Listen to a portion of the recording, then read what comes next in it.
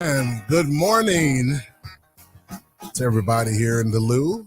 It's another edition of the Earl Austin Experience live on KLIS, the Lou Information Station. You can listen live, or if you're not, live on demand, listen at louinfo.com.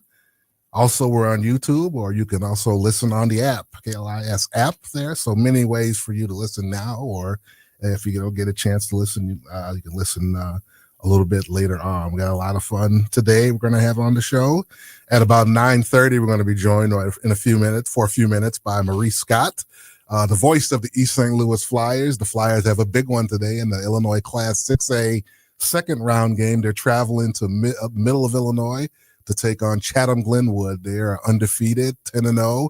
The Flyers will be visiting them in second round, so we'll talk to Maurice for a couple of minutes to kind of set you up for that game. I believe kickoff is at 2 o'clock p.m.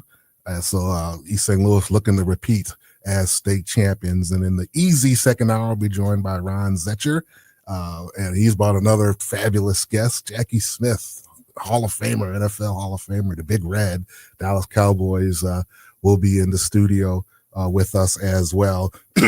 As always, the Earl Austin Experience is brought to you by Fast Track Auto Transport, St. Louis's go-to company for all your vehicle transport needs. Visit ftautotrans.com or call 636-677-9004, which brings us to our very special guest who will be with us in the first hour. It's Mark Belew. He's the president, owner, founder of Fast Track. And not only that, but sports has been a big part of his whole life here in St. Louis. And we thank you, Mark, for the support, and thank you for joining us this morning, Mark. How are you? Absolutely. First of all, as we talked about,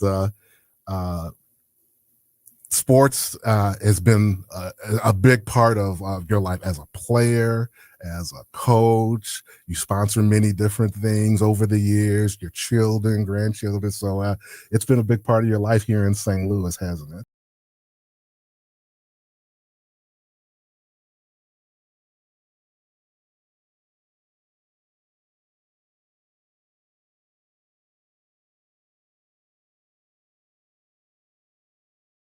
I know you played different sports, but basketball, of course, being a big basketball fan, you had yourself a heck of a high school career there. Yeah, I played college basketball and soccer and tennis.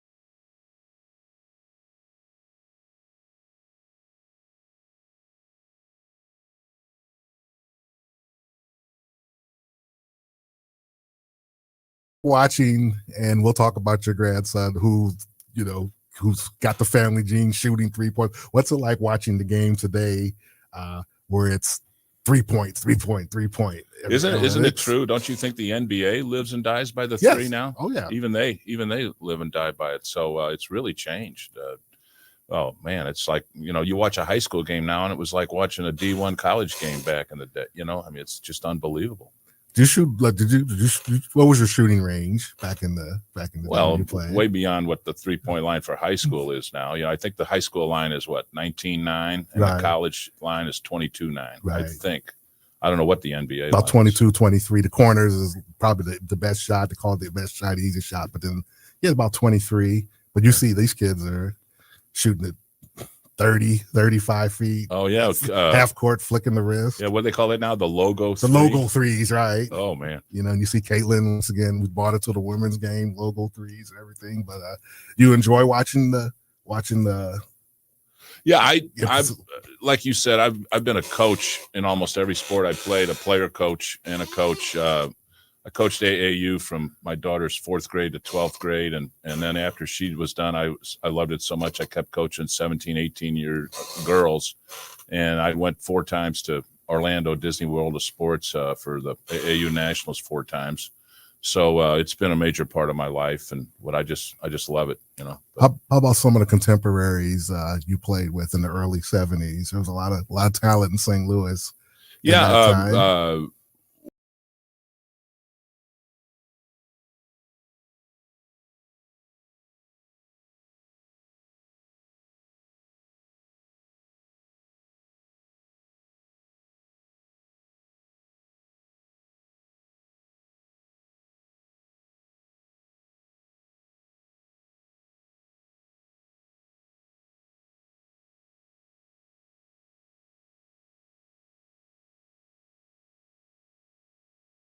he never made it out. And of course, did you play baseball at North too? I was a district tennis champ. Tennis, I played tennis in college and taught a year or 2 of that. And yeah, my senior year, all my buddies were playing baseball, and I grew up playing baseball till I couldn't play it in high school because of tennis. And so I went back to baseball my senior year and made the team, and just to hang out with the guys, you know. So that was the only baseball I played. Talk about some of your classmates and friends at Lutheran North. Yeah, there's a group of 3 of us. I don't know if we're schmucks or goofballs or whatever we are, but there's 3 of us. Jimmy Crane, my buddy from kindergarten to 12th grade, he owns the Houston Astros now. He's really been successful. Another buddy, Bill Lamoth, lives in Dallas. He's almost as successful as Jimmy. And then myself, the 3 of us continue to be major donors to the school. We love it so much, and we want to see it continue. And it's very important to us. So we've been very active in stuff at North to keep it going. Talk about, before we talk about Jim, some of your friends that a little more detail. Talk about the pride in seeing how Lutheran North over the decades has been able to sustain itself in so many different sports. Obviously football, so many championships, basketball, girls sports, track. They've had just so many great athletes. NFL players, Olympians have gone through that small building. Hey, yeah, back in the day, a few years ago, I guess 10 years ago, when it was your station was K-Fans, yes, and Greg Marisak was he ran that St. Louis Sports Hall of Fame. So one year he inducted the Lutheran North school into that Sports Hall of Fame. So we all got to go to a banquet, and he covered all the different sports, and he interviewed 10 of us one by one, and you know, we all traded stories. It was really cool. I remember I was part of that. I interviewed Connie T-Berry, who was a great high jumper at Lutheran North and went on and became an Olympian in the sport. And I interviewed Jana Tillman, now Jana Haywood. She was good. Who was a great basketball and track and field athlete. And I remember Steve Atwater was there. Howard Ball's interview. Everybody talks about the hit yes, in the Denver Broncos where he hit that guy. Christian McCoy.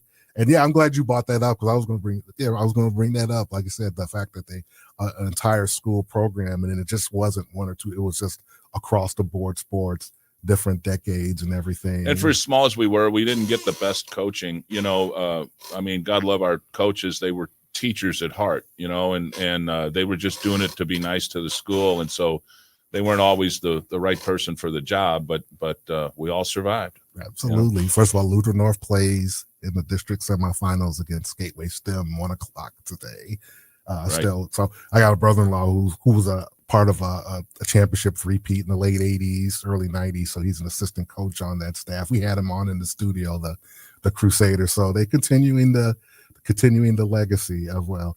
But you talked about Jim Craig, what they did, especially with Houston. I guess this was the first year they didn't make the playoffs in. It's almost been a decade. Yeah, they lost 9 out of 10 at the end of the season, and it kind of hurt them pretty bad. So to see that what they accomplished in terms of just them winning the World Series with Dusty Baker and just the sustained excellence that they had. I was able to bring Jimmy back here in, I guess it was 18 or 19, to the Missouri Athletic Club, Jack Buck Awards banquet that they have every year live on the radio and all that, to get him the Jack Buck Award that year. And he gave a real fun speech and how he turned it around when he bought the team. And poor guy's doing okay. Yeah, I think so. Did you have a favorite sport when you played, or was it just whatever season it was? Oh, no, basketball. Was it basketball? Oh, yeah, basketball. Yeah. Yep. What was recruiting like at that time? Basketball. Well, like I said, we did not have the best of coaching, and he did not support the guy that was there is long gone, of course, and everyone agrees that he did not support us at all. He threw out mail from college coaches and didn't follow up, and we had a rough go with that, so it wasn't easy. My dad found me a college scholarship to play JUCO ball in Kansas. And so that's the year I learned how to play basketball. What JUCO did you play again? It was called St. John's College in Winfield, Kansas. It's no longer around, but we were like 17th in the country. We beat Hutchinson. The Nationals every year were at Hutchinson, Kansas at that time. And we beat Hutch. They were number 1 that year, and we beat them. But then I came back and played a year at UMSL, kind of just walked on and got a really good job to stop playing and started finishing up at UMSL while I was had a 4 to midnight job at the Missouri Pacific Railroad. So that's how I got to Houston. When I finished up at UMSL, they transferred me to Houston. All right. Talk about, I guess, junior college basketball was big. Big in Kansas. Jayhawk Conference and everything. They call it the Jayhawk Circuit, is what they call the JUCO. I thought I was in shape, Earl, when I went. Of course, the college coach recruited me, and he's telling me I'm going to start, okay? I get down there in August, all right, and I'm going to daily workouts, and I'm seeing real quick that the guy that I was competing against, a starting guard position, is standing flat-footed and dunking the ball behind his head from a flat-footed leap. And I'm seeing real quick that I'm not gonna get a lot of playing time here, and they ran me ragged so bad the first month. I would go back to the dorm room at night, and my stomach wouldn't be doing too well. Let me just say that, okay? And it was brutal. And that's the year I learned to move my feet and have to play basketball. Well, you're playing in the Jayhawk circuit, or whether it's Iowa or Indiana, whatever. You're playing against future pros. A lot of those guys, future pros. These guys were all state, and the reason they were playing JUCO, as everyone probably can guess, is that their GPA was not well enough to get into a 4-year at that time, so they'd go JUCO to get a better grade point average to go from there to major ball. And they were all state, every one of them. I mean, they were from Chicago, from Minneapolis, we had them from all over, man. And I couldn't keep up with these guys. I mean, they were just super. I learned that lesson too in college.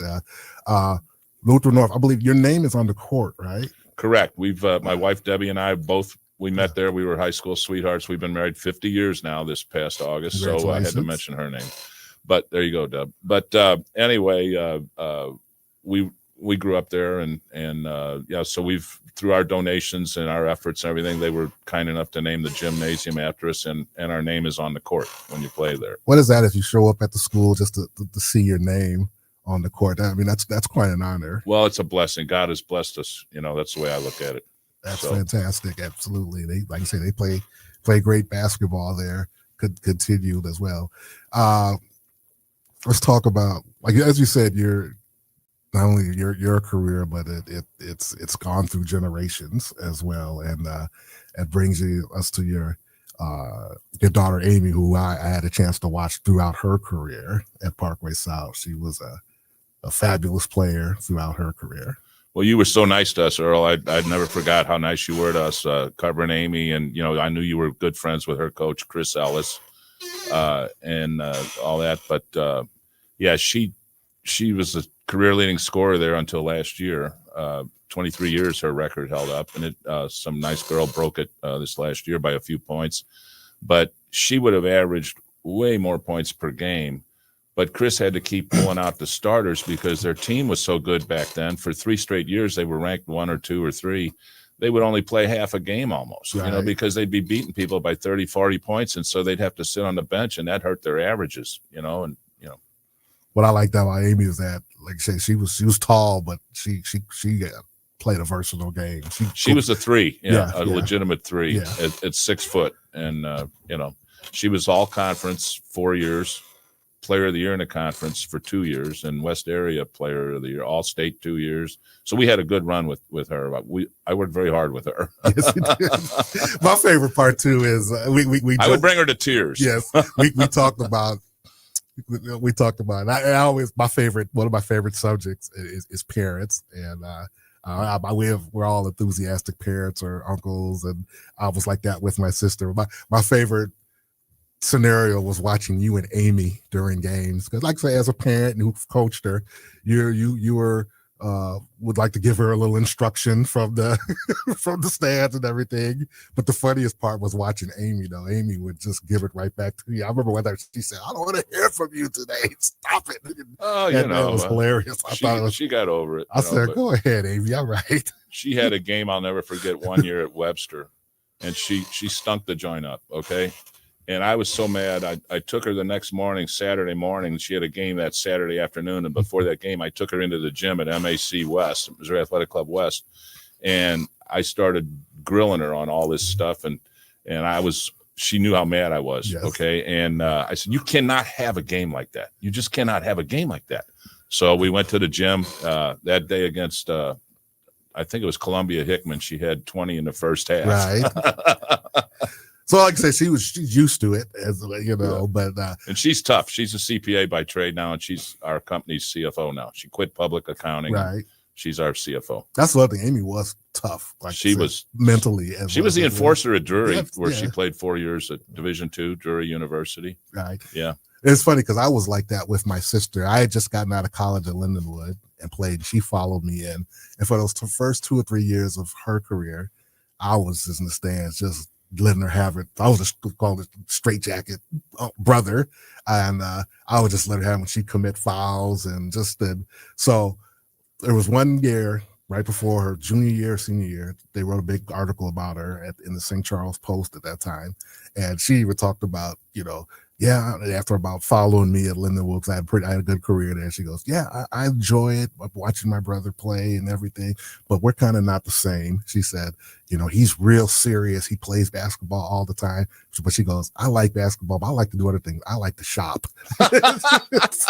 But to me, that was, it hit me in the head that, okay, maybe I need to just back off a little bit. And I just sat back and just watched her play, and she just had really, really blossomed and everything, and had probably her best 2 years for her career. And I want, nowadays I want to tell kids, get on them, but it seems like the parents nowadays, they don't want to say anything bad to them.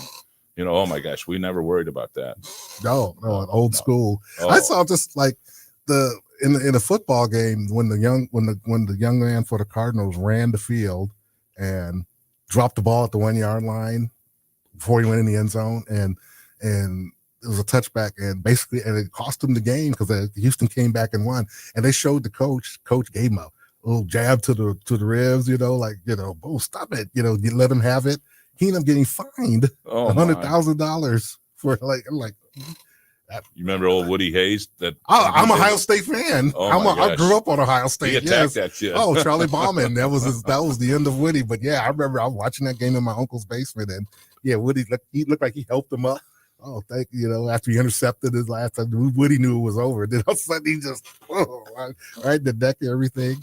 But like you said, they talk about you're coached, and you played old school, coached old school, but you're kind of in the middle though. My coaching though is at a low level. Once they got to college, I was pretty much done with them, because I coached the 17, 18 girls. I coached 8th grade boys. All the men's leagues I played in around town, the Cross Keys Junior High, that was the best league. Oh, it's unbelievable. That lasted for years and years and years. Played at the Kirkwood Rec Center, and of course, I played my whole life at the Missouri Athletic Club till I tore my ACL a few years ago. So, just love the coaching, and I see games. You say, what do I see in the games? Or I watch do I follow the games? I always had some philosophies, from coaching. For instance, I tell kids it's all about diagonal passes. Don't pass horizontally, pass diagonally. horizontal passes get intercepted and down the other way. Yeah, like cross court. Yeah, like don't throw parallel passes. Horizontal passes, right. Throw diagonal passes. Okay. The other thing that drives me crazy with kids is they catch the ball out of their shooting range. They fly around in an offensive set and they come off of it and they don't care where they stop to catch the pass. Now they've eliminated one of their options, which is the catch and shoot. Okay, if they catch it in their shooting range, now they have to be respected by the defensive guy. He has to, or girl, he has to be wary of a shot from there. So he has to come up. And then if you give him a vertical fake, not a horizontal fake, if you give him a vertical fake to get him off your feet, then you got the dribble still. Right. But these kids nowadays, the first thing they do when they catch the pass out of their shooting range is they put it on the floor, dribbling around. Right. They're not going anywhere yet. Okay. Yes. But they waste their options. Or they catch it and they put it over their head. Yeah. And then you can't shoot. And then or you can't put it on the floor. Right. So some of that kind of stuff drives me. The free throws. Oh my goodness. I shot 90% from the line. No exaggeration. By the way, before he tells this story, he went on a 10-minute. We were on the phone. He was telling me this story. He went on about a 10-15-minute just on this. Go ahead. Oh, free throws drive me crazy.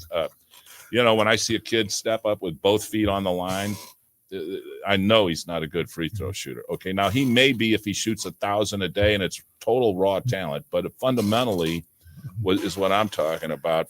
And I'm not talking about college kids. I'm talking about grade school and high school kids that I coached. Okay. You don't want to put both feet on the line because now you're shooting across. You're not shooting straight in line with the hoop. They center the rim down the middle of their 2 feet, and then they're shooting at an angle, and they're not going to get a good bounce if they miss it, and blah blah blah. You put your right foot down the middle of the rim, and now you create a line with your forearm, your elbow, and everything goes up and down from your knee to your toe to your elbow, and it's all in one line. And you put the proper rotation on the ball. And if you swish, I used to swish, and if it didn't bounce straight back, I was upset at the swish. Right. I didn't like it because I did something wrong if it didn't bounce back straight. And then the other thing drives me crazy nowadays, and they copy all this from the NBA, I guess, or the college.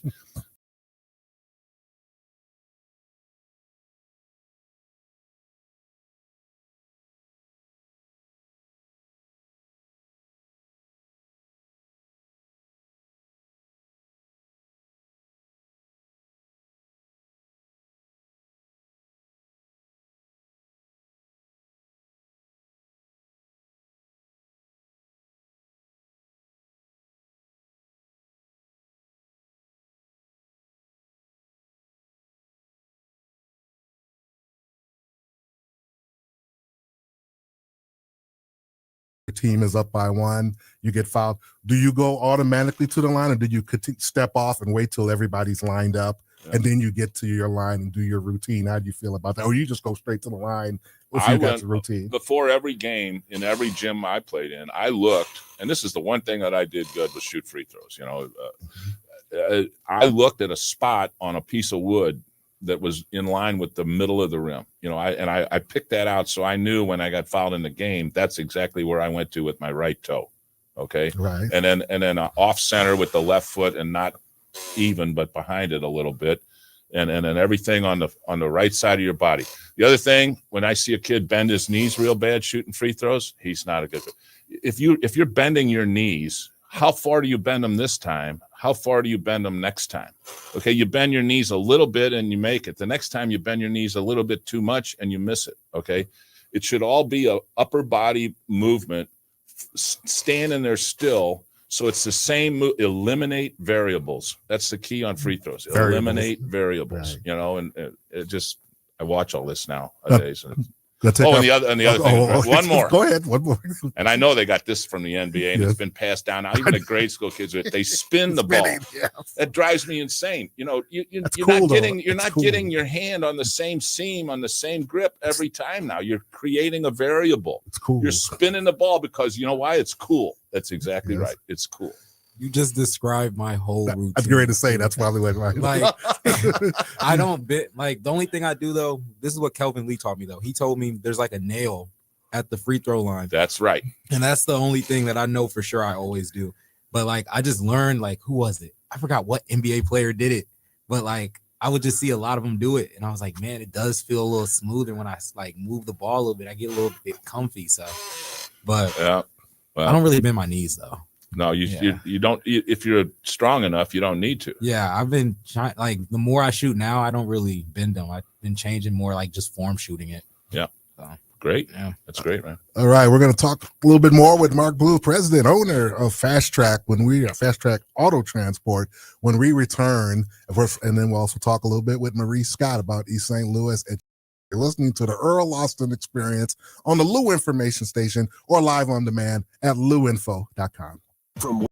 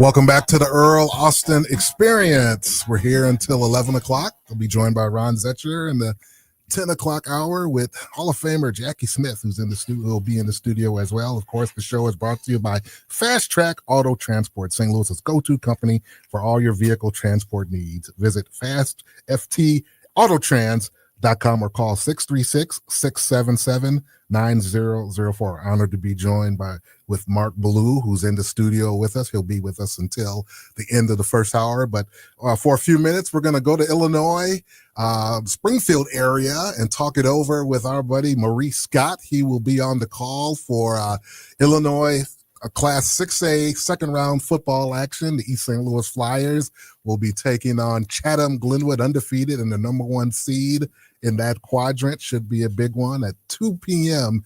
Maurice, how are you this morning? Good morning, my friend. How you doing? I'm doing fine. Big one today for the Orange and Blue, as you guys, the bus will be on the road and taking on an undefeated number one seed Chatham Glenwood against the Flyers. What are you seeing today? What do you think?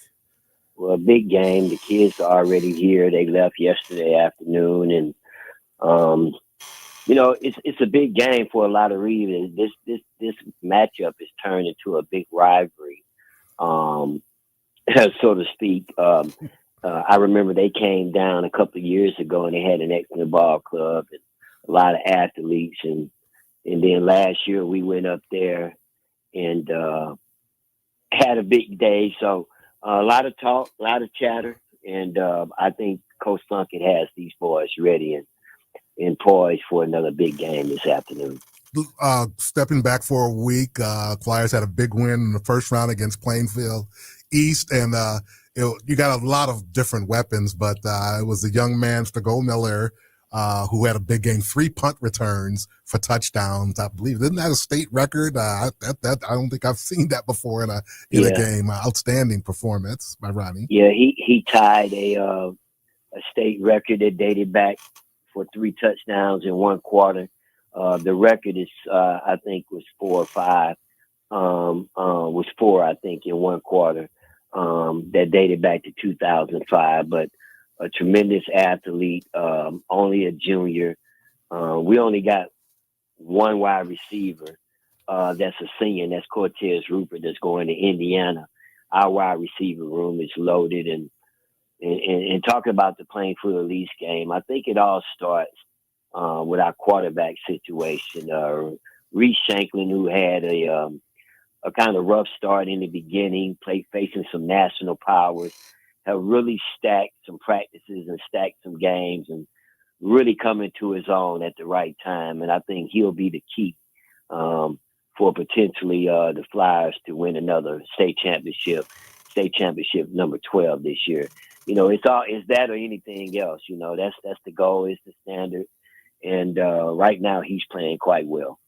What do you see as the key for today? I know Chatham undefeated, have to be confident. They're at home. I understand they throw the ball well. What's the key to success today? They have some good athletes. They have a great defensive end. The quarterback is solid. He was an all-stater. I think the key will be the line play once again, and can they negate our big play capability? If they can't handle our big play capability and the All-American candidate, Myson Johnson-Cook at running back, it's going to be a long day for those guys. I think that'll be the key.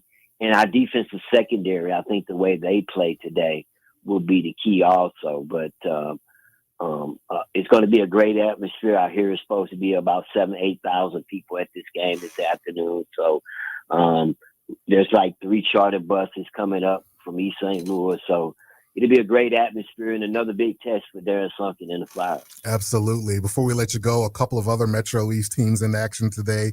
Belleville East is hosting one of the powers of Illinois. Of course, we know about East St. Louis, but Chicago Mount Carmel in Class 8 comes to Belleville, Illinois this afternoon at 4 p.m., Maurice. That should be a really good one. I hope Belleville East is ready.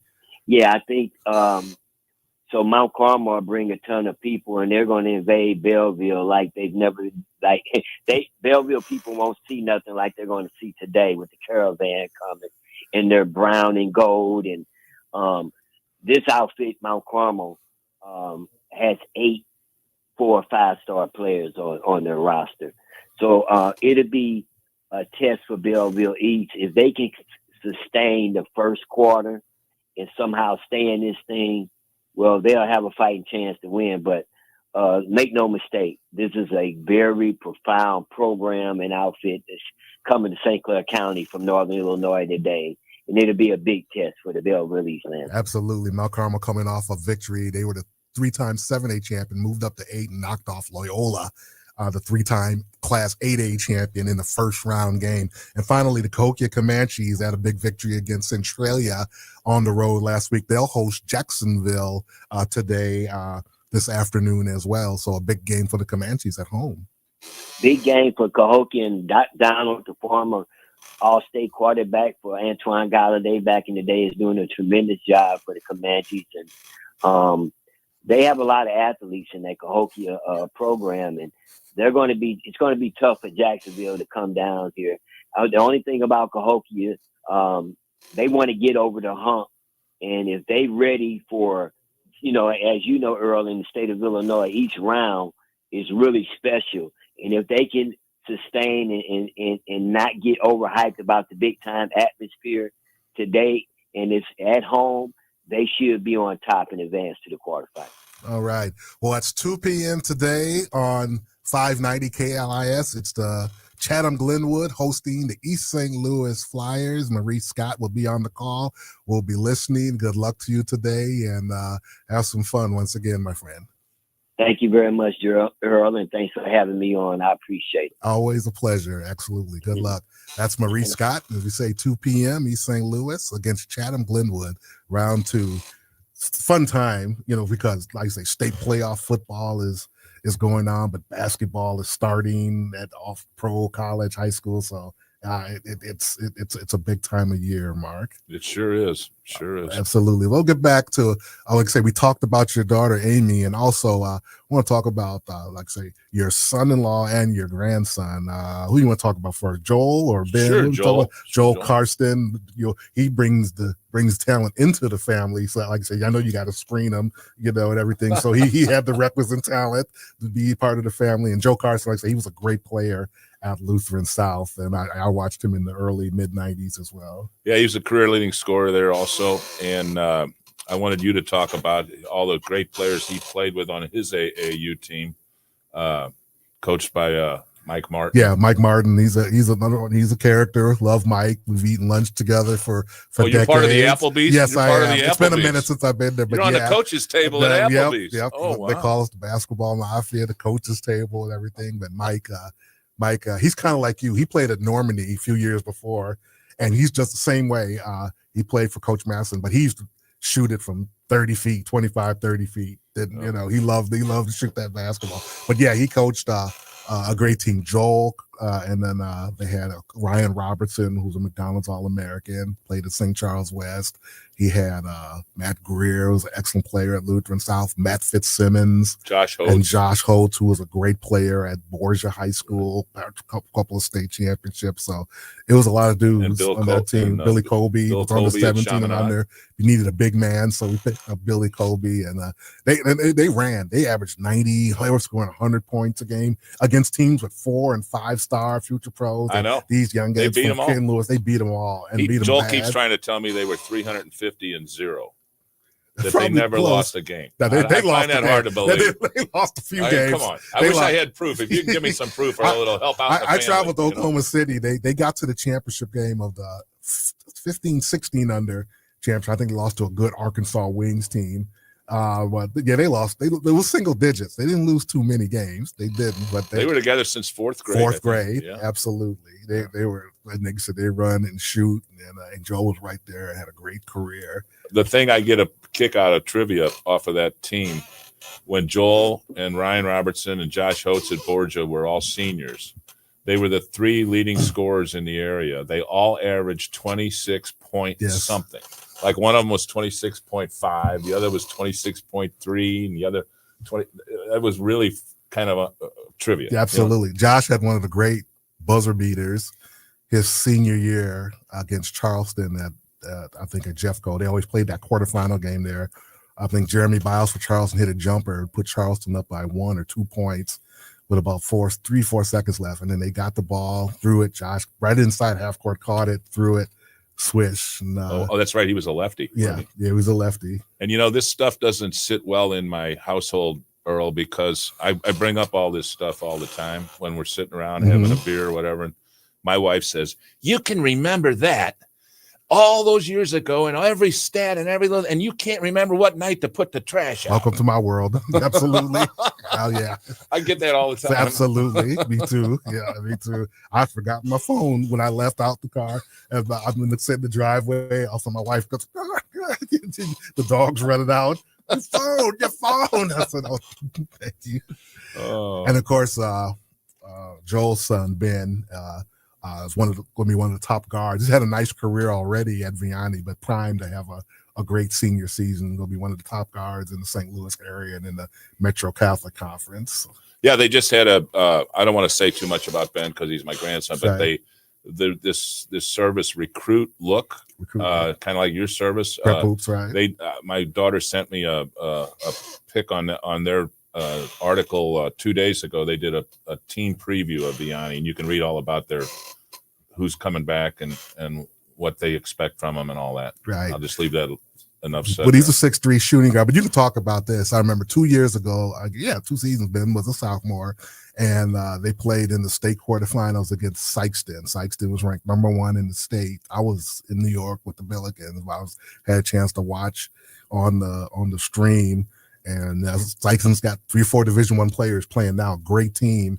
But it's home courts in Missouri, so they had to come to Vianney and play, and it was a great game. But Vianney came out on top, and your grandson Ben showed up, and he showed out that game. I believe 6, 7 3-pointers, 6 or 7. I think he had 6. 6 in that game. Yeah. What was I like watching him in a big game like that? Just really, really come to the forefront. Well, it was exciting, and I don't think he started his sophomore year. Right. He was like first or second off the bench, but for him to do all that coming off the bench was pretty exciting for all of us to watch. And being a part of that high school atmosphere, Sykeston travels. We heard from the Sykeston fans, they were mad that the gym was too small. They wanted to bring 1,000 or 2,000 more fans, and they couldn't get in because there wasn't enough room. It's different in the boot hill. It's serious.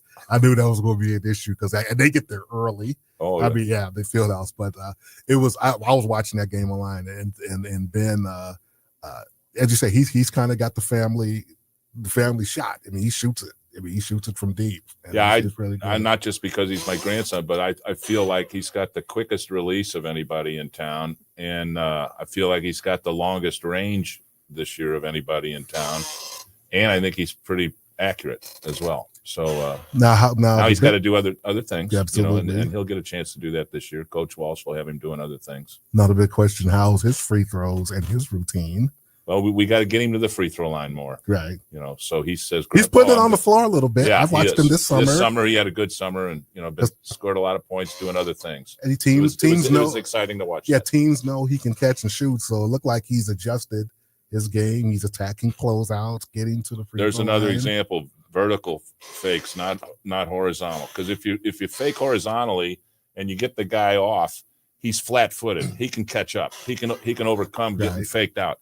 But if you get him up in the air doing a vertical fake, he's dead. You're buying him. He can't recover if he goes into the air. So vertical fakes, not horizontal fakes. Here's my one thing I always say about basketball. I like your philosophy. My one philosophy, 2 really, but my one is like the game of basketball would be great if everybody took 1 less dribble.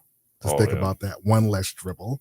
And that's in any situation. Like if you get the rebound, that person, the big person, wants to dribble the basketball. Then when they go up, they'll get stripped or they'll get mugged, whatever. But they don't go straight up. You don't need to dribble. Or if you penetrate, as soon as the defense comes to you, you kick it to his man for the open shot. But people take that next dribble, then he gets right there and the angle is messed up and you get deflected. So across the board, like if you get a rebound, throw it wide out, the guy's wide open. If you take that extra dribble, it gives the defense a chance. So if everybody would just take 1 less dribble. Oh yeah.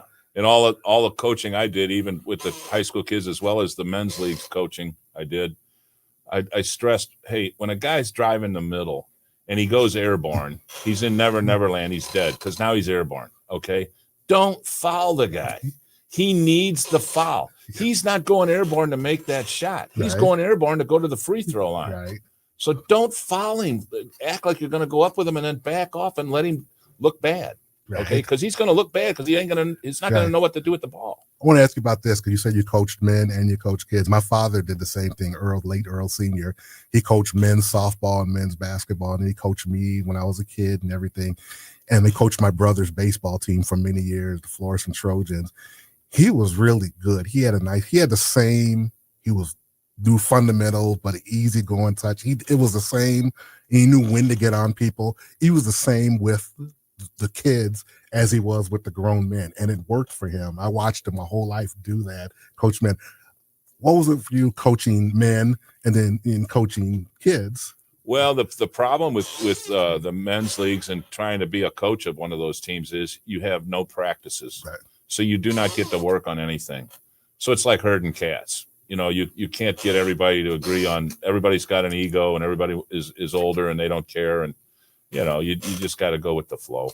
I mean, you really don't have any teaching ability or at their age and no practice to do it in. So it's totally different. Now, were you playing at the time and Yep. coaching at the Yes, time? sir. What I'm 72 now, and I tore my ACL. Well, now it's been 20 years. At Right. 52 at a pickup game, I tore my ACL, and I was done. That was it. Didn't have the reconstructive surgery. The surgeon said at your age, you're only going to get back 60% of your knee, and that's if you go through torturous rehab. And I said, well, when the swelling goes down, will I be able to walk and talk and do it? He said, oh, yeah, you'll be fine. You just won't be able to do anything laterally. Right. Without any. So it's one of those deals where when she's around, Deb goes, "Oh, I'm sorry, dear. I'm sorry." But then when you leave the room, yes, no more of this basketball. No more. Thank you, Lord. But I know my trash night now. I know my trash. Yes, you night. do. Good. Well, now, in remaining 3 minutes or so, I want you to tell us about Fast Track Auto Transport, please. Okay. We bought our parent company is Redbird Carriers here in St. Louis. We've been in business 48 years, and we're in what they call an intermodal trucker. We go in and out of the railroads and in and out of the ports in various cities and hook up to the containers that go on and off the ships, the boxes that they stack up on the ships are called containers. And so been in it my whole life. After I left the railroad in Houston, I bought a truck and drove it on and off the docks down there to start the company and grew it down there. And then after 10 years of being in Houston, moved back to St. Louis. And now we're in 23 cities with Redbird Carriers. So about 7 years ago, my wife and I have had a place in Southwest Florida that we've lived in part of the year for about 20 years now. And I always wanted to be a car hauler because all my buddies in Florida, they all need their cars hauled back and forth. And so about 7 years ago, we bought a small car hauling company from a gentleman named Jeff Snellen. And we kept the name Fast Track, and it's done really well. I mean, it's going very well. We feel like we're the largest in St. Louis at what we do there. We're hauling for dealers here in town, most all of the dealers. A couple of the largest ones, we're doing most or all of their work. And we can haul anywhere in the nation, back and forth, Chicago to Florida, Florida to New York, coast to coast, whatever needs to be done. It's more of a brokerage business than a hauling business. And so we pay very close attention to the car all along the way. The difference with us, two things different about us that make us go is, like I just said, we communicate along the way, all through that to where the person's car is, so they know. Number two, we pay the carrier quickly. These carriers, if they get slow pay from somebody, they don't want to work for them. So they're loving to work for us, and they'll do us first before they'll haul a car for somebody else because we pay them on time. And you'd think that's simple, but it doesn't always happen that way. And let me give the phone number once again, 636-677-9004, or you can visit ftautotrans.com. Mark, it was a pleasure and honor for you to join us in the studio. It's been so long since we've spoken, and it's great to see you, and look forward to seeing you at Vianney Basketball. Well, thank you so much, Earl. Awesome. That's Mark Right. Belew of Fast Track. One that's again the number ftautotrans.com or 636-677-9004. We really appreciate his support of the Earl Austin Experience. When we return, it'll be the easy second hour. We'll be joined by NFL Hall of Famer Jackie Smith. You're listening to the Earl Austin Experience on the Lou Information Station or live on demand at louinfo.com.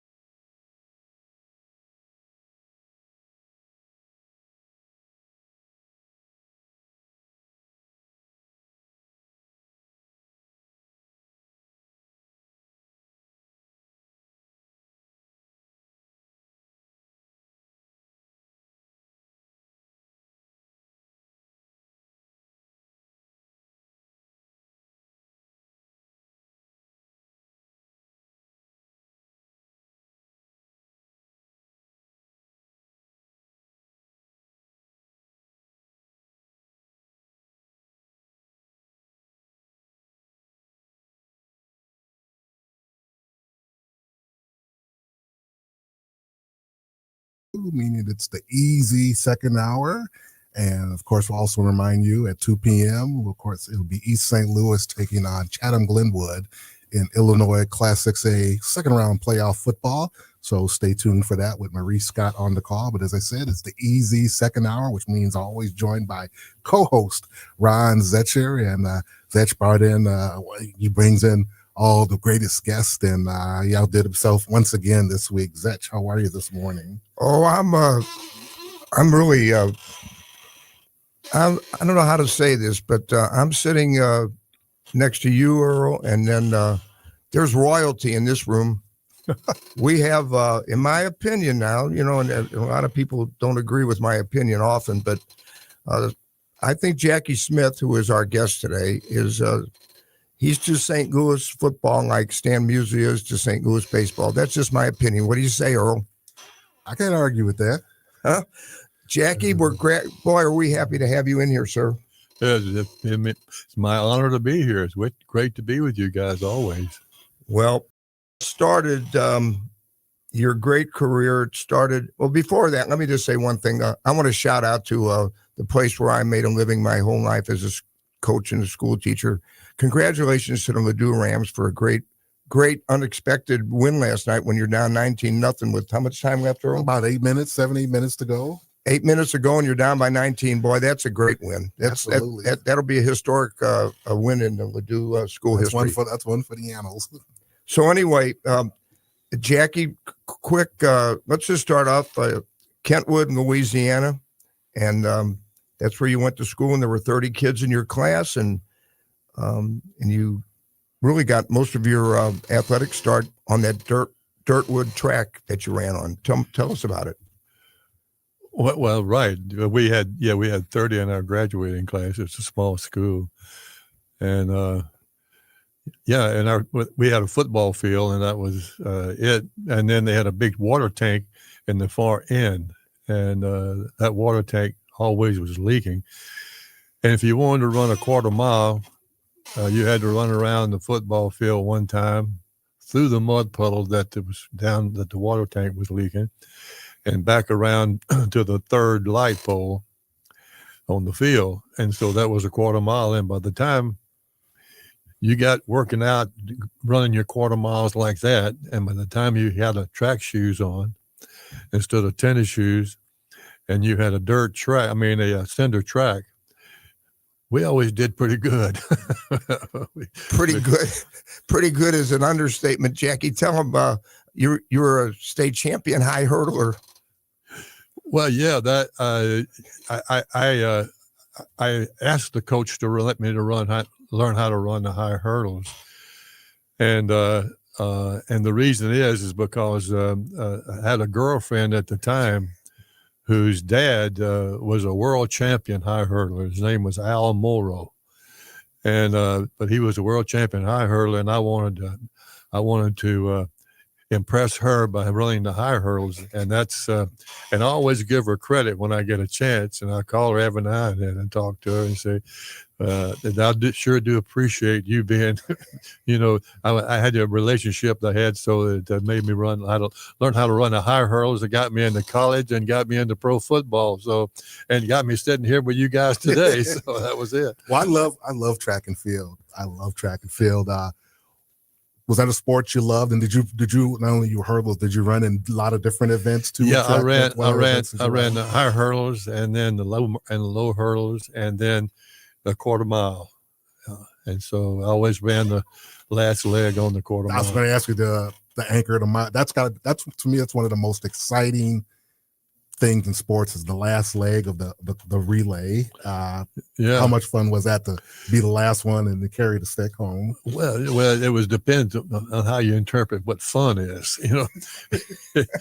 You may get a little tight, when you're a little behind there, and they pass the baton ahead of you right quick. But anyway, it was fun. It was a challenging sport, and I enjoyed it very much. It was always great to be able to be involved in it.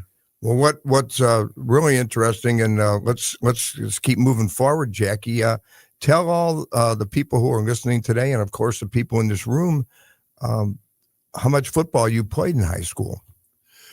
Well, I played a half a year high school football, and then I got hurt, and I got a shoulder. In fact, my shoulder still gives me problems. I got shoulder busted, and but I eventually got it replaced along with another one in my other shoulder. So, but anyway, it was I don't know. It just worked out the way that it did. So I was just lucky to be able to be in the right place at the right time. Well, you went to Northwestern State College, and it was you have to play football to get a full scholarship, right? You got the track. They wanted you for track. Yeah, they wanted me to run track and because I had done well in the high hurdles that year in high school, and so they wanted me to come there and run track, and said, but and they say if you run track and just go out for if you just go out for the hurdles and not quit, then we'll give you a full scholarship, which that was the best deal I had for college, to get a college education. So that's what I took. Yeah, and Jackie, you're the I did more homework for you than I did when I was in school. Well, you have nothing to do then. So you were the 129th pick in the draft. Yeah. And Jack Rockwell, I think, had a lot to do with helping you get drafted. Is that correct? Yeah, he did. He had sort of endorsed me, because he thought that from what his experience was and what I could do as far as the track is concerned, that I was a good choice. And so I was always grateful for him to endorse me and to encourage him to. But it was a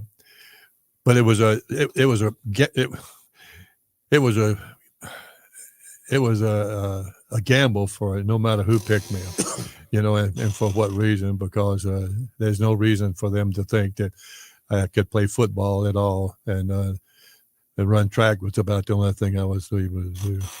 Well, you were telling me before we came in the studio here about running the hurdles, and explain that, Jackie. They thought that if you could run the hurdles, the high hurdles, and it would help you with your, coming out of your movement and everything on the football field. Well, yeah, that was the way they put it.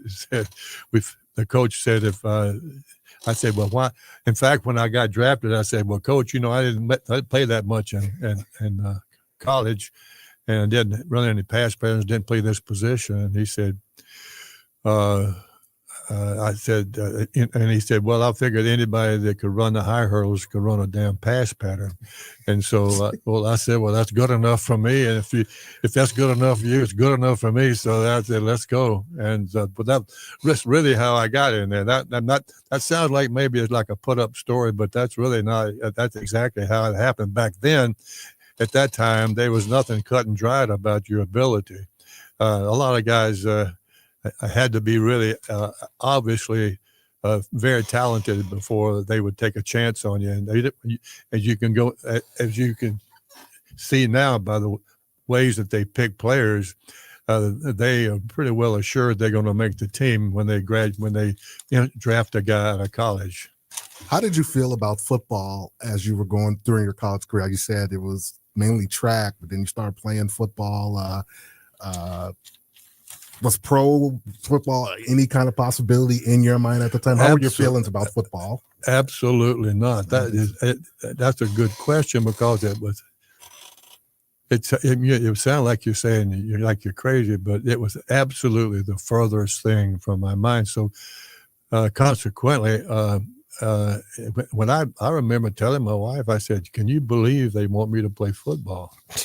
and I really did say that. I mean, because I didn't believe, that's how remote that was as far as a possibility. And so I said, well, if they're crazy enough to let me play football and professional football and get paid for it, I'm crazy enough to try it, give it a shot. And so I said, and so I told my wife, we had a discussion about this. I said, well, it's going to take a lot of attention that I have to give to this if it's going to make it's going to help us have a decent future. So anyway, so I put myself into it. They backed me up. She backed me up, and so anyway, so it was a godsend. That's all I can say. Let me ask, was it when you were like 18, 19, was it more realistic that you would become an Olympic hurdler like your girlfriend's father,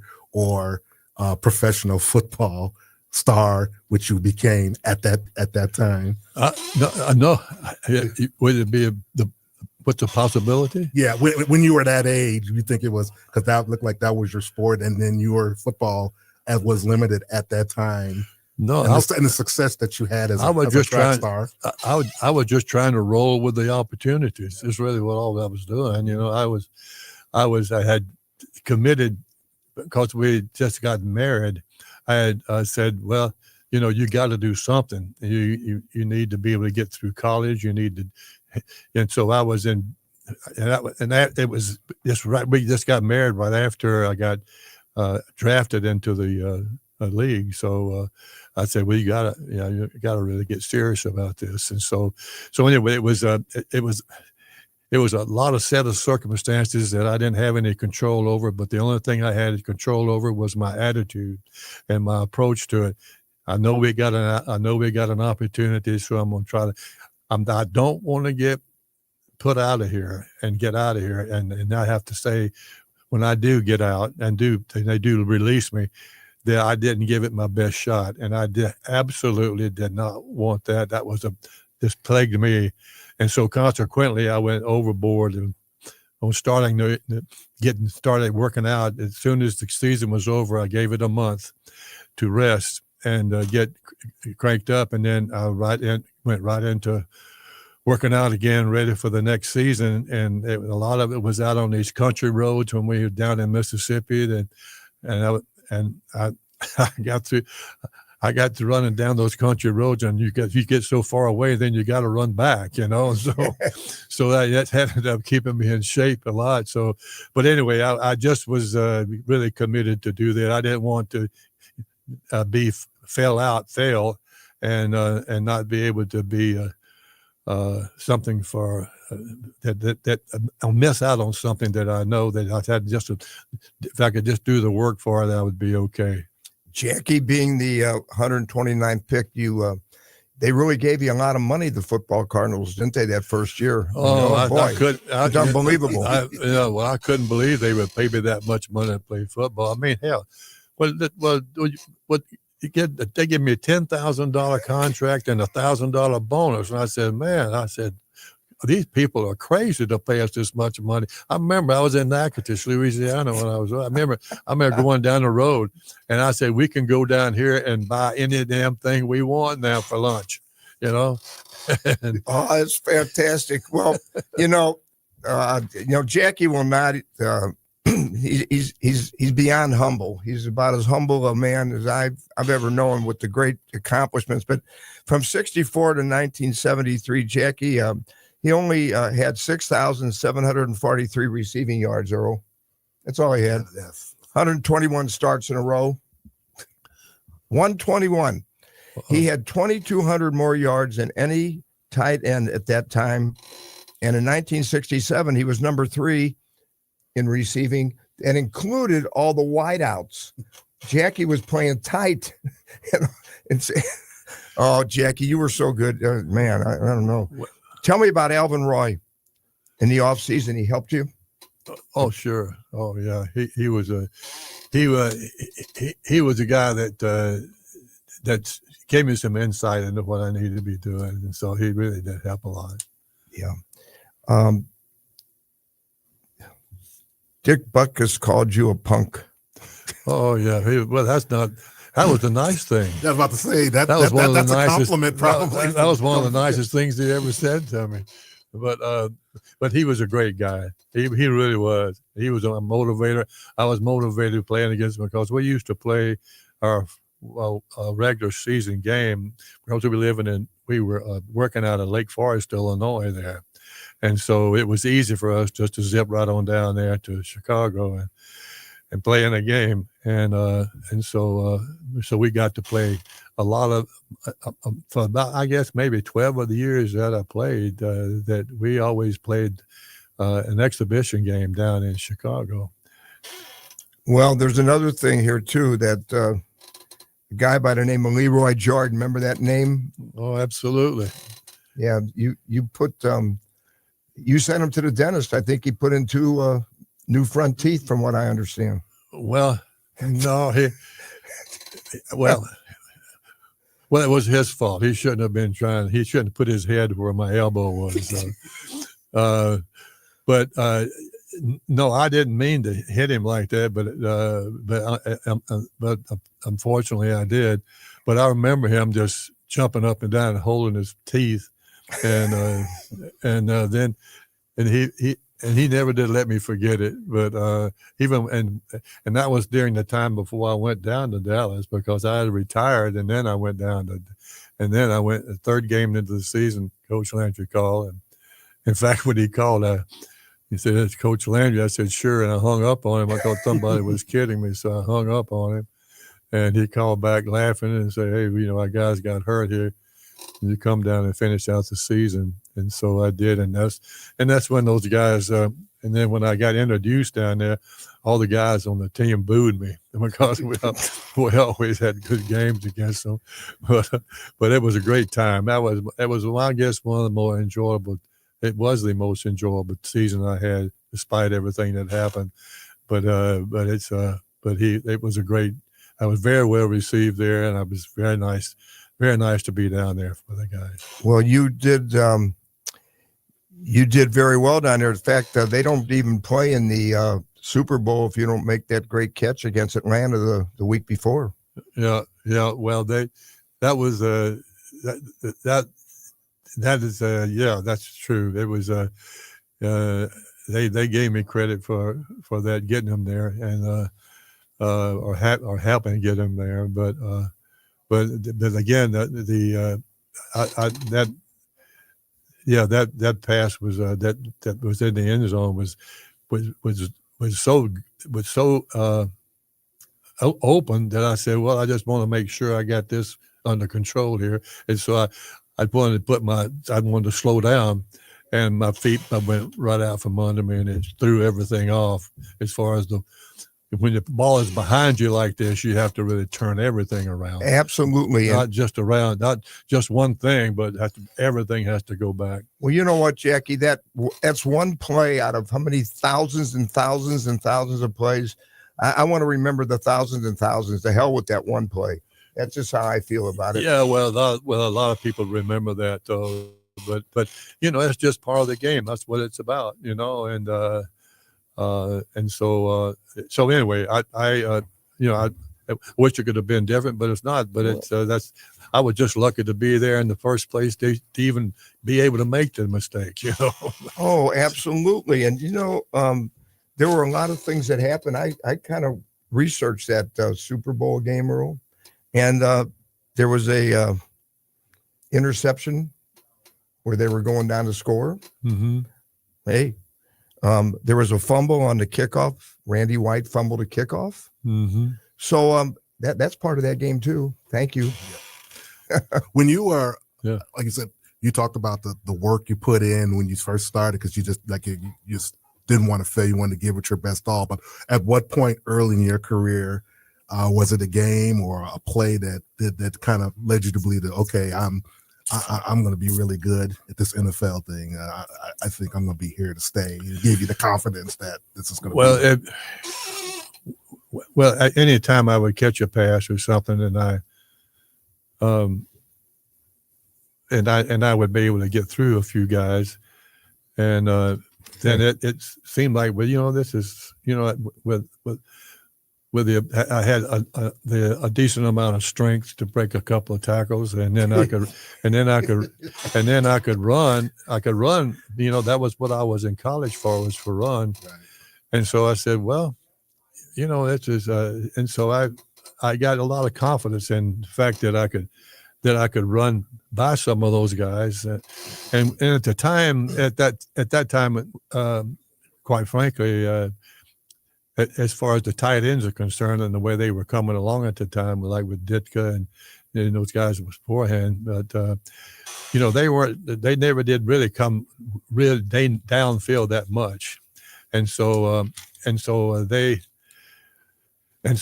I would take a 2-yard or 3-yard split and to be able to get a good running shot at it. But you didn't have didn't have many guys that would cover man for man for at that time. And so, I mean, and when they did, they didn't figure a tight end would be coming down and running it on the tight safety, And so that's really what I get a lot of yards. I think I still have some kind of a record about the number of yards per catch. And because they just weren't used to see a tight end coming downfield and could run.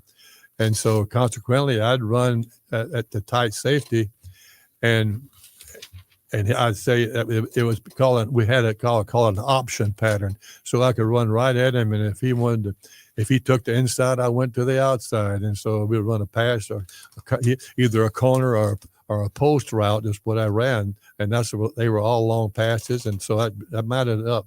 Started mounting as far as the yards are concerned. That's what's so unique, Ron and Jackie, about you is that usually a lot of football players or track guys will get drafted or will get recruited to college as sprinters, but they're all wide receivers like Bob Hayes out of Dallas, Willie Gault, Ronaldo Nehemiah. These were all wide receivers. You were a track star, but you became a tight end. Yeah. And so you were kind of a forerunner to. You ever see yourself as a forerunner to like a Kellen Winslow, who's more like a hybrid type. Yeah. You were that kind of hybrid type of. I know. And, I noticed that they started drafting guys like that afterwards. A guy that was a tight end, but he could run. Yes. And so when you think about it, that's the logical thing. So you're the closest guy to the quarterback, easiest to catch a pass, and especially if it's if you can get away from the linebacker, you're ready, good to go. Jackie, I'll answer your you were wondering, you only averaged 16.5 yards a catch. It's unheard of. It was 5 yards greater than Tony Gonzalez. Oh, wow. Well, not bad. But if you had all those guys chasing you, trying to hurt you, you'd run too. My goodness. If you were chasing me, I'd be running. I'll tell you that. Well, we're going to take a break here. When we return, we're going to continue on with the great Hall of Famer, Jackie Smith. You're listening to the Easy Second Hour on 590, the Lou Information Station, and LouInfo.com. Hot Take Central 2.0.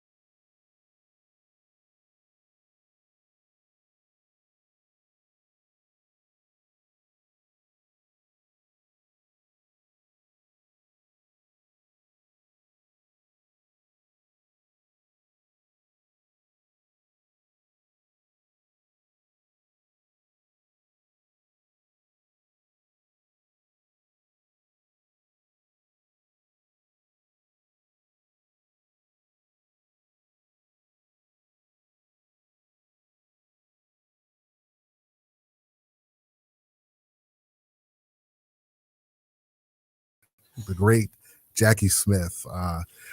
We talked about off the air. My favorite position is tight end, and what we talk about how it's evolved. A lot of times you were recruited off the track, basically.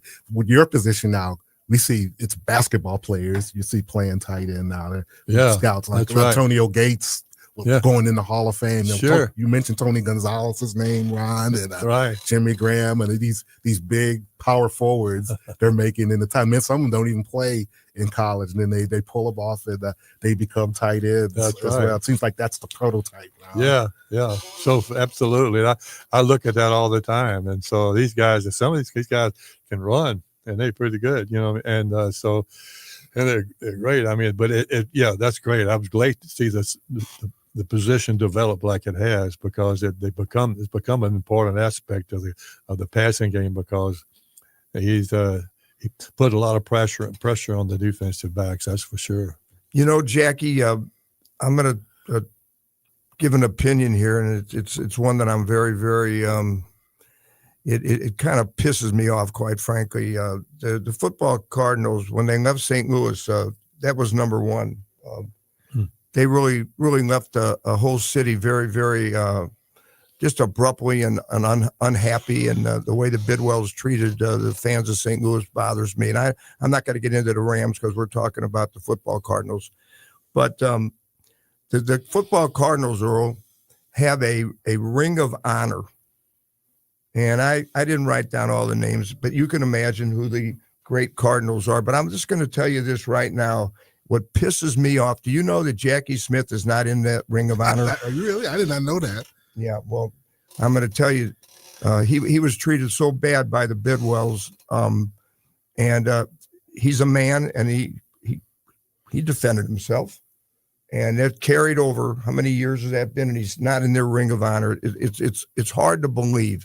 It'd be like Stan Musial not being in the Cardinals Hall of Fame. Jackie, what do you have to? You want to say anything about it?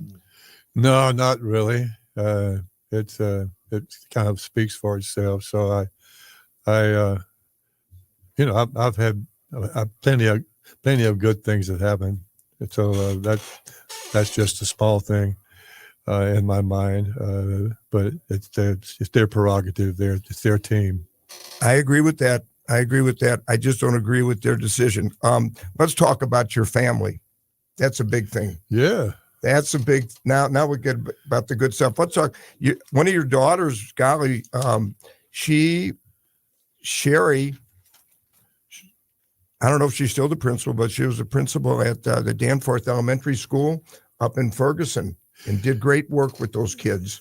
Yeah, she really did. It was an all school, the all black high school, as a matter of fact, and so she did great. And she distinguished herself. She loved those kids. I can tell you that. She still keeps in touch with them, but she finally decided she would retire, and she got honored when she retired, and now she's a manager out at Annie Gunn's, and you guys have been out there before, just a few times. Get some of those great groceries out there, but she's out there now as a manager and doing fine. She's a great lady. And what about Greg? Greg is really, he's working, and he's working out all the time. He would play football at Dartmouth, he did really well there. He got them the most valuable player there for the time he was there.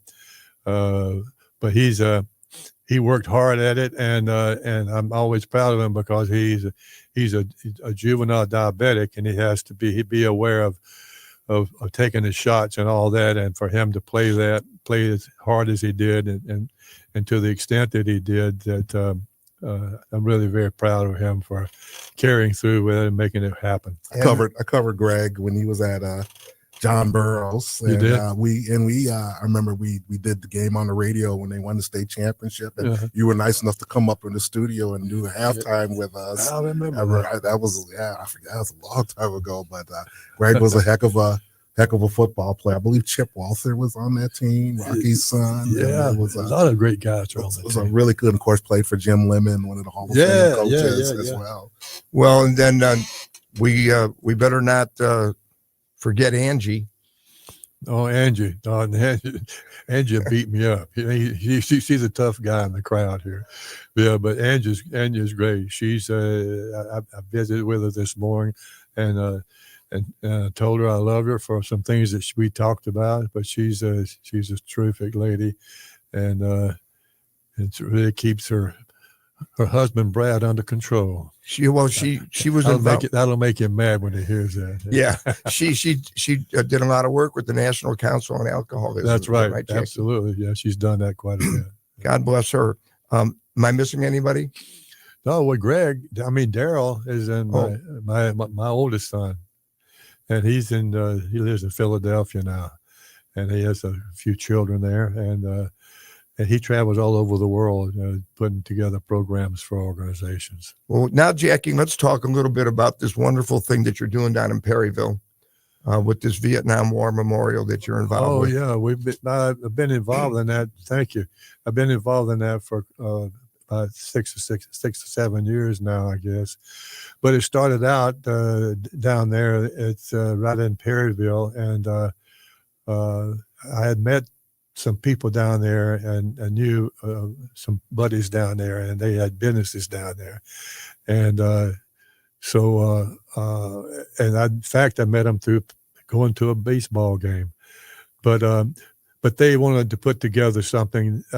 This one guy down there who a retired veteran wanted to do something to remember all the buddies that he had lost during the Vietnam War. And so he donated the property, and also wanted to build the Vietnam Wall just like the one in Washington D.C. And so he's an interesting guy, and it's hard to explain. Oh, not hard to explain, but there's a lot of detail there. But bottom line is he has PTSD. It's hard for him to carry on a conversation. But he had enough about him that he wanted to put $2.5 million into building that wall. And the wall, by the way, is just like the one in Washington, D.C. It's not a duplicate of something or somebody put another kind of wall up, but it's exactly like the one in Washington, D.C. They got the granite from the same quarry that the original wall was from. So I think it's something that all of Missouri and in fact all of America should be proud of. And if you're ever coming down through the heartland of the country, down on Highway 55, and you see Perryville, you want to get off and take a look at the wall and go through the visitor center and see what they have to offer there. But it really is a tribute to the fighting men that we all love and cherish, and so. This has always been a very poignant thing for be able to go down there and see what they've done. So I'm encouraged that anyone traveling through Perryville, Missouri, just asks where the wall is. I think you'll probably have some signs up on the highway, but if they had a chance just to drop in to see what they have done and what a tribute it is to our fighting men and women. Jackie, I think that's. Wow, football, you and I, we talked out, before we came in here, playing football or refereeing or just all the things that we thought we had to do, and maybe we had to do them to support our families. What you're doing down there right now, that's what really counts when it's all said and done. That's really what it's all about. It's really football, and anything else takes a back seat when it comes to trying to pay tribute that we owe to the fighting men and women of the country, and that's always impressed me. And I've met so many of them through that, that you really have got quiet admiration you have for them. That they don't really want to express it, but they, that they don't need to express it. You just need to feel it. Yeah, and you and I also we had a brief conversation how important it is for us to. And, at the time, we don't remember, we're too busy to thank the moms at home who are taking care of the kids while we're out doing our thing, Well, that's absolutely. Plus, we talked about that earlier, and and it really is true. I mean, I don't know how a lot of us guys do what we do if it wasn't for the fact that the women take they don't take a break. They what they're doing and what they have to do when it comes to running a family or taking care of the kids, that's a full-time job. I mean, it's not something time where you can get off, 9:00 and then you get off at 5:00, and so it's a full-time job. And so, and for most of them, as they'll say, all of them will say that's a labor of love for them, and they wouldn't have it any other way. Well, I was telling Jackie that when I used to referee, I had 5 girls, and they were all kind of little and young, and you know how that is. And I'd be gone for a day or two and come home, and I'd walk in the house, and my wife at the time, Debbie, she'd say, "Oh, the good guy's home now. Go take him out for ice cream." It's kind of like, "Oh, what a guy he is." But Jackie, you and I, we both talk. Aren't we lucky that we have such great kids? That absolutely is. I can't say enough good things about that. It really is. That makes your life. When the older you get, the more you realize that this is really what the life is about, and why you were kicking. Jackie has a great quote. I'm going to let you say it, Jackie. The too soon old and the late smart. Yeah. I picked that up a long time ago, but it's too soon old, too late smart. And I think that travels. That for a lot of us who try to figure things out and try to come to realize that in later life that you've been pretty dadgum lucky. Very lucky. Jack, look, can we talk about some of your ex-teammates, some of the guys that you played with? I think sure. People would love to hear it. Who's the toughest guy that you played with on that Cardinal team? There might be more than one. Well, I don't know why it is that people always ask that. Who's the toughest guy? I don't know. It depends on who. I don't want to mess with any of them, to tell you the truth, because they are there for a reason, and at that position, and it depends on the position. It depends on how you interpret toughness, and offensive lineman, running back, or whatever. But I don't know. I couldn't pick out somebody that would be toughest, because I think that everybody was I think toughness becomes as a mental exercise. It's just not.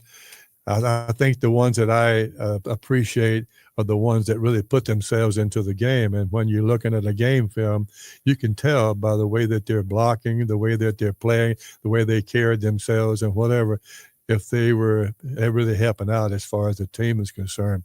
But that's really what you look at, is just how much do they contribute, and what do you see them contribute on the video when you're watching the game film, or on the daily practice, which is a big thing.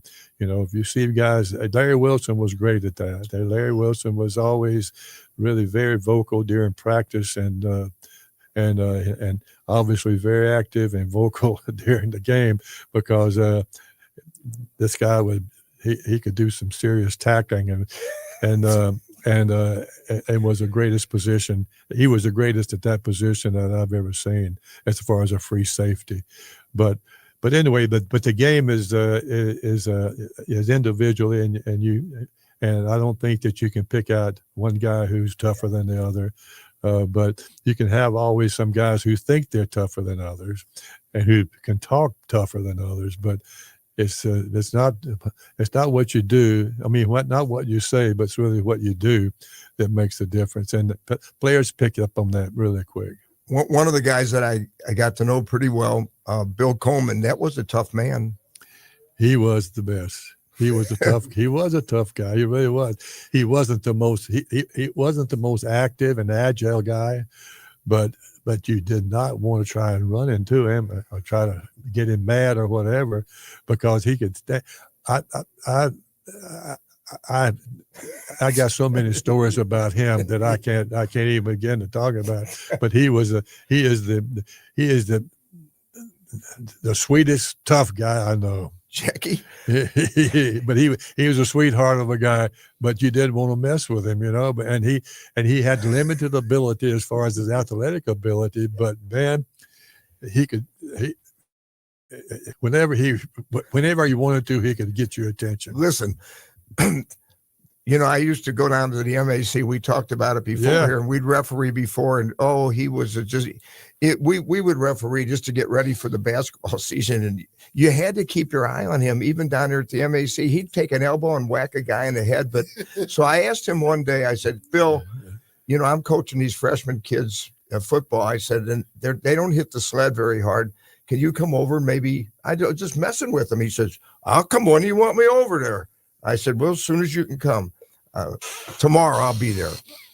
So he comes over to Belew, and I got all these little freshman kids out there, and we're by the sleds. He's in a coat and ties. He's coming from work. He says, what do you want me to do? I said, show these kids how to hit that sled. He hit that sled so hard, I thought that thing's going to come apart. Those little ninth grade boys, their eyes about popped out of their head. I never saw anything like it. He was quite a guy, wasn't he? He was. Well, he wasn't, like I say, he wasn't very agile. He didn't move around a lot, but man, you couldn't move him where you hit him. I'm telling you, but he was quite a guy. He was one of my favorite guys ever as far as a player and individual. He was just a very sweetheart and very hardworking guy, very successful guy, by the way. How about Dan? How about Dan Dierdorf? I know he was a very good friend of yours too, Jackie. Dan, he's the best. I played right next to him for all those years, and I figured out real quick that a guy can get hurt if you try to block. Sometimes we had a double team on the defensive end. We had the double team the guy to make sure that he had the off tackle play rest. And so I tried that about one time, and because I had made the mistake of getting in between Dan and the guy, I got there a little bit quicker than he did. And he'd make to kill me, and I almost hit my shoulder. And I said, "Well, I'm not going to do this anymore." And so I just said, "Well," and whenever we spoke to the double team, so I just go downfield, see if I can find somebody else to aggravate, because I didn't want to get in between Dan and trying to in his blocking. So, but he was absolutely the most efficient guy at coming off the ball. For his size, I could not believe he could do that, and I'm serious about that. Though he could hurt you, and that's why I didn't want to get in between him and the defensive end. And but he's not only that, he's a great guy, a great motivator, and a tremendously deserving guy to be in the Hall of Fame. And so are you. You're a great Hall of Famer, also, Jackie Smith. Well, thank you. You were talk about and you mentioned the relationships that you have. How important is that? 30, 40, 50 years post retirement. The thing that happens is because you play with them and you play with them in practice, you're in meetings with them and all that. You find out exactly what they're like as an individual. How much they give because you watch on the football field, you see how much they're giving as far as putting the effort into what's going to help you win the game, and then you talk to them when you listen when you're meetings, and you see how attentive they are, how much they put into that, but then so consequently you get to learn more. Simply this, you get to learn more about an individual than you could if you just happen to be friends with them, and you don't get into some kind of environment like we were in as far as the game is concerned. So you can see on a film what they're doing. You can see how they're contributing for what we're all trying to do. And so it's just it's hard to explain unless you've been involved in it and see what I mean about the daily practice, watching the videos and all that sort of thing, because you can pick out really who is really trying to have the same attitude that you think that you do as far as wanting to win a game. And so it's displayed pretty much by the way they play. And to see so many of you. Does that make any sense? Yeah, absolutely.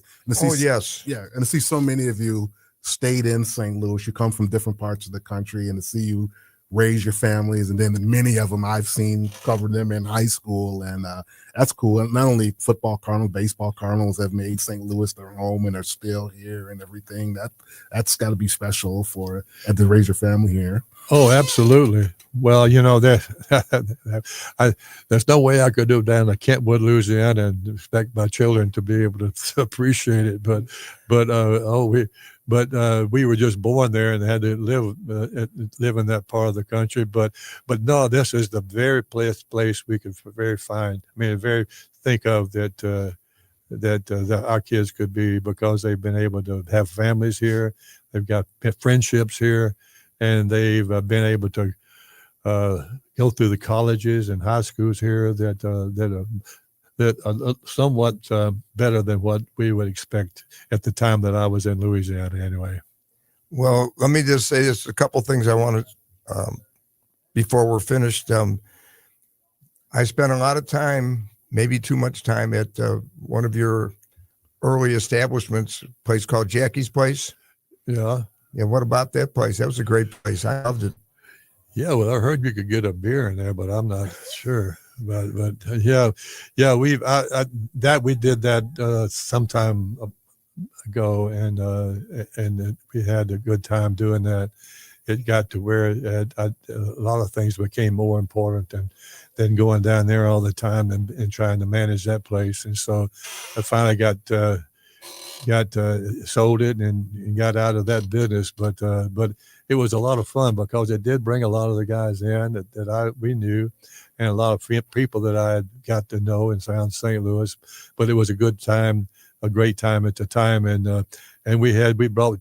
Anyway, the only thing I guess one of the most proud things I did, we brought the chicken wings to St. Louis. You sure did. Listen, Jackie's Place was a great place at the time. We had a lot of fun down there, didn't we? Yep, absolutely. And we move on. We move on to other things. Yep, bigger and better things. Well, Jackie, thank you very much for joining us. Ron, thank you once again for bringing in history every year, every week. Very important, I think. Well, thank you, Earl. And it's and you know what? I'm just I'm honored to be sitting in here with both of you guys and the young man across the room who's on his phone. No, you're not. Right? But no, he does an awesome job. Yeah, I'm checking some Twitter and stuff. But well, Jackie, it's an honor, and thank you. And it's good to see you again. Listen, guys, it's my honor to be here and a pleasure to be with you.